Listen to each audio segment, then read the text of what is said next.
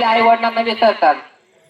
आणि म्हणून जगद्गुरु संत तुकोबरा यांना ज्या उदाहरणाला तोडच नाही असं उदाहरण आता जगद्गुरु संत तुकोबरा आहे अभंगाच्या शेवटच्या चरणात उल्लेख करतात. आता ते काय की जीवना वेगळी मासोळी तैसा तुका तळमळी, की ज्यावेळेस पाण्याला माशाला ज्यावेळेस पाण्याच्या बाहेर काढलं आणि तो जसा तडफडतो की अगदी तसंच मी तुमच्याशिवाय नाही राहू शकत, तसा तो मासा पाण्याशिवाय राहू शकत नाही. आणि म्हणून हे उदाहरण भक्त आणि भगवंताच्या तुलनेत जगद्गुरु संत तुकोबा यांना पूर्णपणे योग्य वाटतं. असा अभंगाचा सरळ सरळ भावार्थ आहे. विठ्ठल विठ्ठल विठ्ठल विठ्ठला विठ्ठल विठ्ठल विठ्ठल विठ्ठल. खर तर हा संसार म्हणजे सासर आहे आणि पंढरी म्हणजे माहेर आहे. आता संसाराला का सासर म्हटलं आहे संतांनी? कारण संसारामध्ये दुःख आहे, संसारामध्ये पारतंत्र्य आहे. आणि पंढरीला का माहेर म्हटलंय? कारण पंढरीला जाण्यामध्ये वारी करण्यामध्ये खरं सुख आहे, म्हणून पंढरीला माहेर म्हटलंय. एका अभंगात जगद्गुरु संत तुकोबराय म्हणतात, पंढरी हे माझे माहेर सजनी ओविया खंडनी गावकी ओविया खंडनी गावकी. जगद्गुरु संत तुकोबाराय म्हणतात की त्यामुळे एकदा तरी पंढरीला जा, एकदा तरी विठुरायाचं दर्शन घ्या. तुम्ही एकदा जर पंढरीला गेले ना तर तुम्हाला सतत जावं वाटेल. मग कोणी एसटीने जातं, कोणी पायवारीने जातं, कोणी काही ना काही मार्ग करून जातं.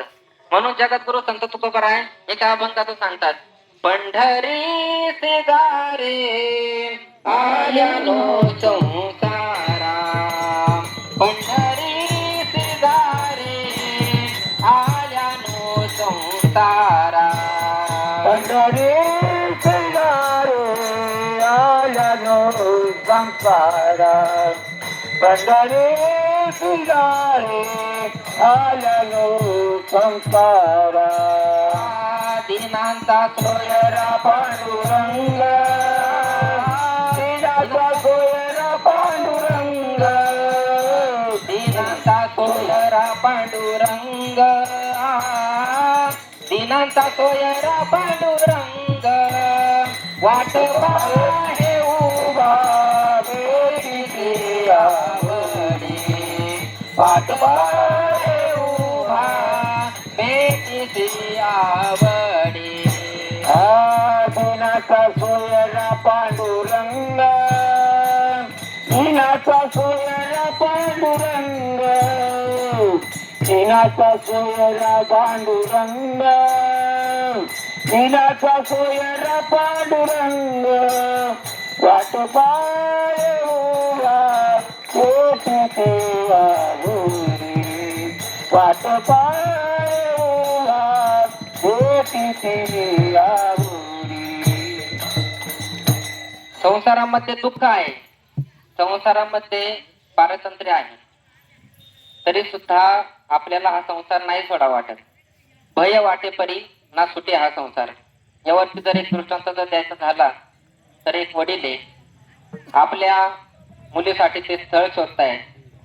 इकडे बघ तिकडे बघ, खूप ठिकाणी शोधून होतं त्यांचं, परंतु त्यांना पाहिजे तसं स्थळ मिळत नाही.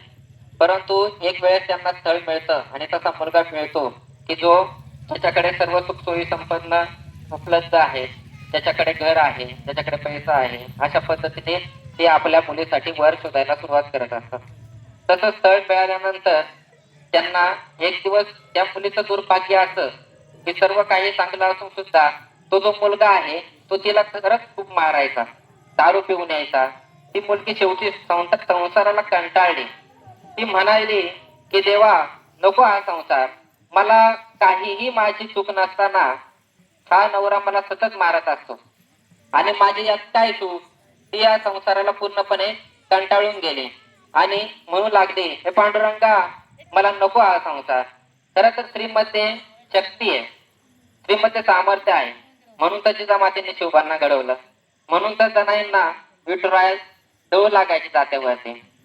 परंतु तरी सुद्धा तीच आपल्या संसाराला कंटाळली आणि एक दिवस काय झालं तर तो जो आहे तिचा नवरा तो एक दिवस आला आणि तिला इतकं मारू लागला की काय सांगायलाच नको.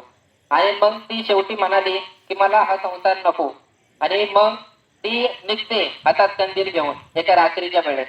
आणि मग रात्रीच्या वेळेस निघाल्याच्या नंतर ती इतकी तिचं मन हे झालेलं असतं की तिला माहित असतं की आता आपल्याला आपला नवरा वाचवायला नाही येणार. म्हणून ती हातात कंदील घेऊन निघते. कंदील घेऊन निघाल्याच्या नंतर वाटेत तिला एक वाटसरू भेटतो. वाटसरू म्हणतो की अहो तुम्ही इतक्या रात्री कुठे चाललाय नेमकं. तर ती म्हणते मला माझा संसार नकोसा झालाय, मला या संसारात राहायचंच नाही. आणि मग तो म्हणतो की परंतु तुम्ही असं नेमकं हातात कंदील का घेऊन चाललाय, तुम्हाला तर मरायचंय ना, मग मरा की तसंच. मग ती म्हणते नाही मला खूप भीती वाटते, विचू काट्याची खूप भीती वाटते, मला हा संसार नाही सोडा वाटत. परंतु किती खरं किती काही असलं तरी जीव प्रिय असतो माणसाला. म्हणून तुकोबारायांनी म्हटलंय की भय वाटे परी ना सुटे हा संसार.